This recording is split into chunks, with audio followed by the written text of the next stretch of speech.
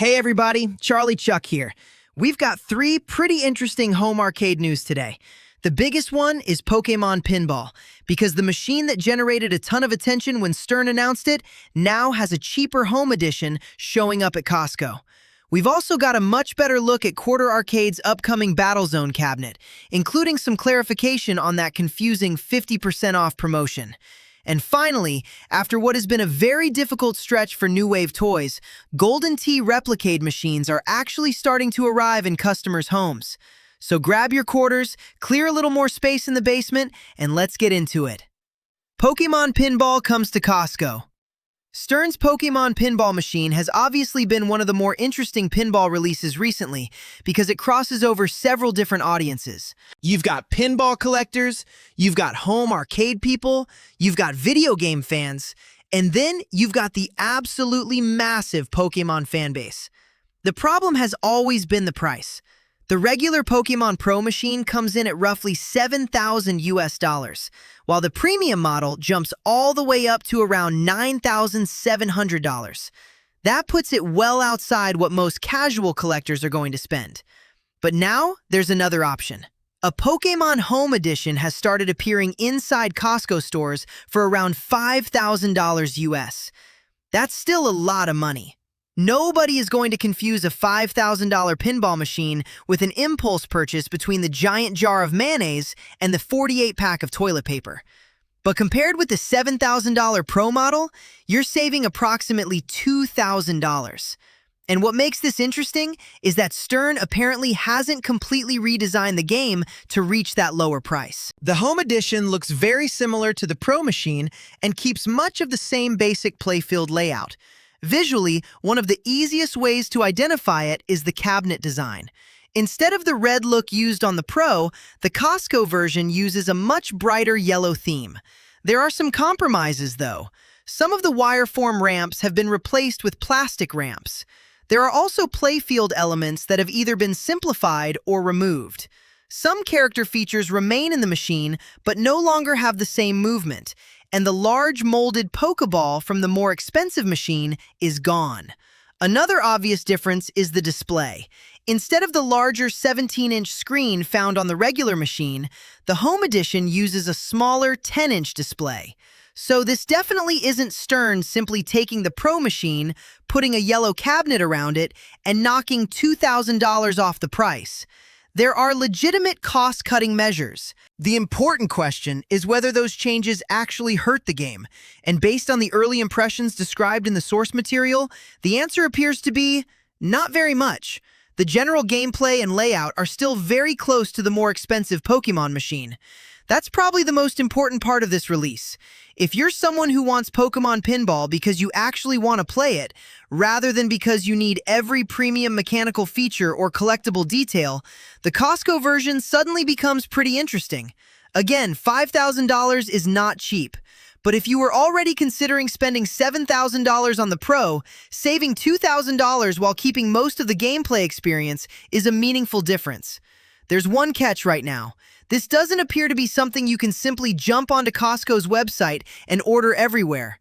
The machines have been spotted inside Costco locations, so availability may depend heavily on the individual store. Still, the important part is that the rumored Pokémon Home Edition is no longer just a rumor.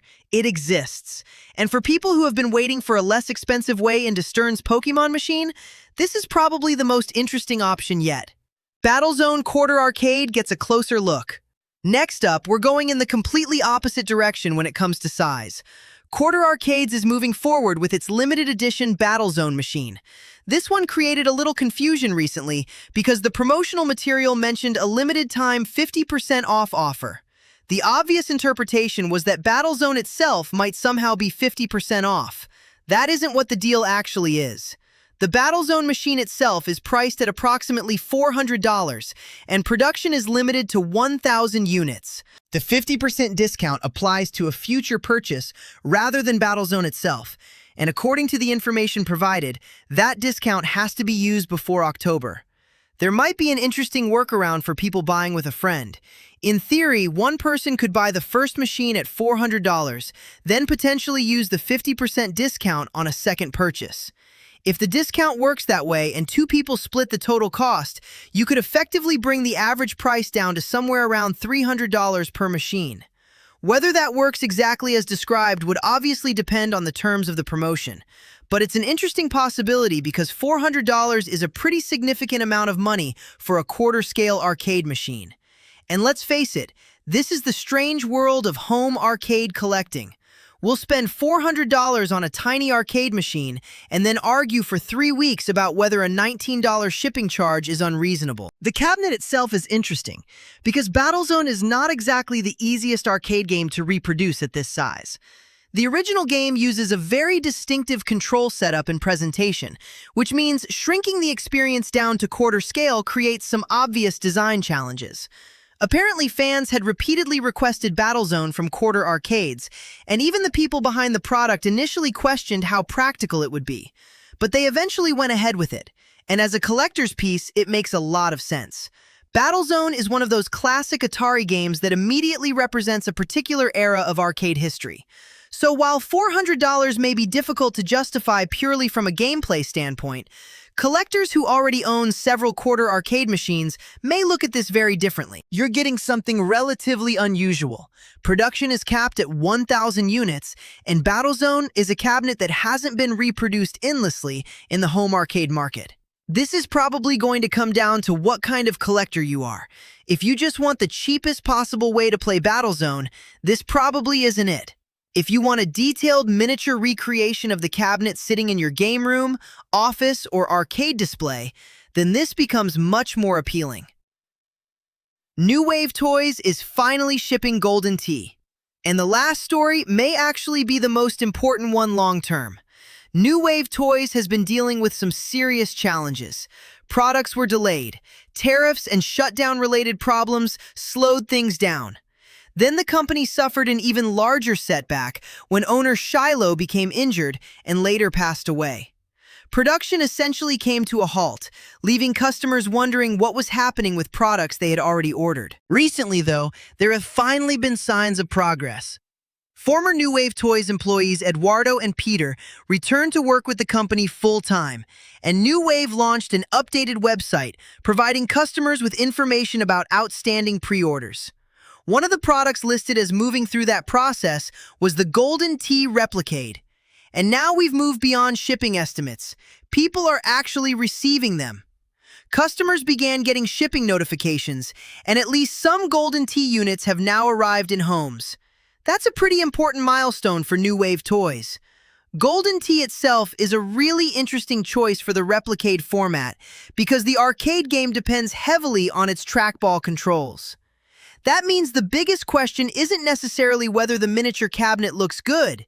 It's whether playing Golden Tee at that reduced scale actually feels right. The Premium Edition also includes a larger GRS control panel, which gives players another option if they want a more traditional control experience. Now that the machines are reaching customers, we should finally start getting meaningful feedback. How good is the miniature trackball? How does the larger control panel feel? How solid is the cabinet? Does the finished product live up to what people originally ordered? Those answers are going to matter.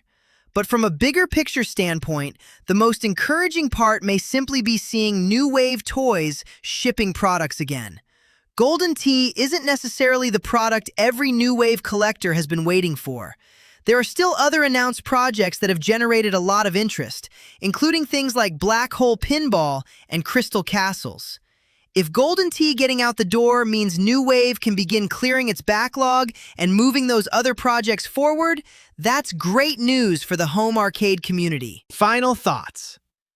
So we've actually got a pretty positive collection of home arcade news here. Pokémon Pinball now has a legitimate home edition at Costco for about $5,000, giving buyers a roughly $2,000 cheaper alternative to the Pro, while apparently keeping much of the same core gameplay experience. Quarter Arcade's Battlezone is moving closer to release as a limited run of 1,000 units, although the $400 price is definitely going to make some collectors think twice. And New Wave Toys is finally getting Golden Tee Replicades into customers' hands, which could be an important step toward getting the company's remaining projects moving again. For me, the Pokémon machine is probably the most interesting story simply because of the price difference. $5,000 is obviously still expensive, but if you were already considering the Pro model, saving $2,000 while keeping the same basic game suddenly makes that decision a lot more complicated. Let me know what you think. Would you actually consider the Pokémon Home Edition at $5,000? Is Battlezone worth $400 for a limited edition quarter-scale cabinet? And if you've been waiting on a New Wave Toys product, does seeing Golden Tea finally shipping make you more confident that the rest of those pre-orders are going to get delivered? Drop your thoughts down in the comments. Until next time, keep the quarters ready and the arcade lights glowing.